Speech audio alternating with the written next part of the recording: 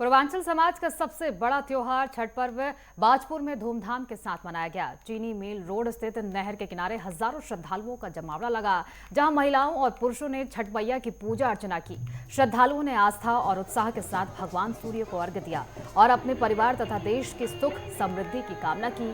धार्मिक मान्यताओं के अनुसार छठ मैया को सूर्य देव की बहन माना जाता है और उनकी आराधना से संतानों की रक्षा होती है। इस पर्व के लिए पूर्वांचल समाज के लोग काफी दिनों से तैयारियां कर रहे थे।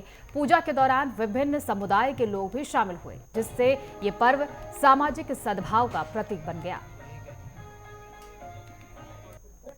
ऐसा ना सर के पूजा कि जब रामचंद्र जी वनवास से आए थे ना वापस लौट के, तो सीता मैया ने रामचंद्र जी के लिए मनाया था ये छठ पूजा। छठ मैया से उनकी लंबी उम्र के लिए कामना करा था और सब माता बहनों को ये कहा था कि वो भी आगे चल के अपने पुत्रों के लिए और पुत्र पुत्री जो भी है उनके लिए छठ पूजा की मतलब छठ मैया की पूजा करेंगे तो उनके बच्चों की उम्र बढ़ेगी।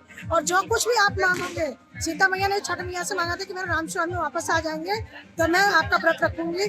तो इसलिए उन्होंने माता ने कहा कि जो भी आगे रखेगा कलयुग से सतयुग से लेकर कलयुग तक में, तो हम भी जो है कि छठ माता का व्रत रख रहे हैं और उनके बच्चे सही रहेंगे इस तरह से, इसीलिए छठ पूजा का व्रत रखा जाता है। सबसे पहले मैं सभी क्षेत्रवासियों को हार्दिक शुभकामनाएं दूंगी। छठ पूजा की लोक पर्व है और छठ पूजा इसलिए मनाया जाता है, सबसे पहले सीता मैया ने जब रावण वध हुआ था तो उनको अपराध लग गया था, तो इसलिए उससे अपराध से बचने के लिए 36 घंटे का व्रत उन्होंने उपवास किया था।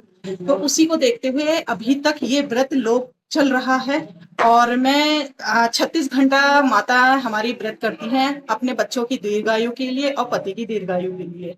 और मैं सभी की आशा करती हूँ कि ये सुबह शाम को अस्त होते हुए इसकी पूजा की जाती है और सुबेरे उगते हुए सूरज की भी पूजा की जाती है, सूर्य देव की उपासना की जाती है। तो मैं एक बार फिर से सभी को छठ पूजा की और लोक पर्व हमारे छठ पूजा की और सभी को हार्दिक शुभकामनाएं। मैं पहले तो सभी क्षेत्रवासियों को छठ के महापर्व की बहुत शुभकामनाएं देता हूँ। यह लोक पर्व है, यह प्रगति का पर्व है और निश्चित रूप से हर्षोल्लास के साथ मनाया जाता है।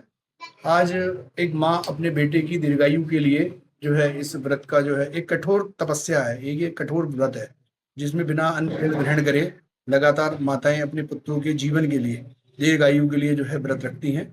और निश्चित रूप से देखिए ये एक ऐसा प्राकृतिक पर्व है कि नदी तालाब के पास जाकर के मतलब जब सूर्य अस्त होता है उस समय भी सूर्य देव को अर्घ्य देते हैं और प्रगति और उन्नति के लिए जैसे सूर्य उगता है प्रातः काल में जाकर के उगते सूर्य को भी अर्घ्य देते हैं।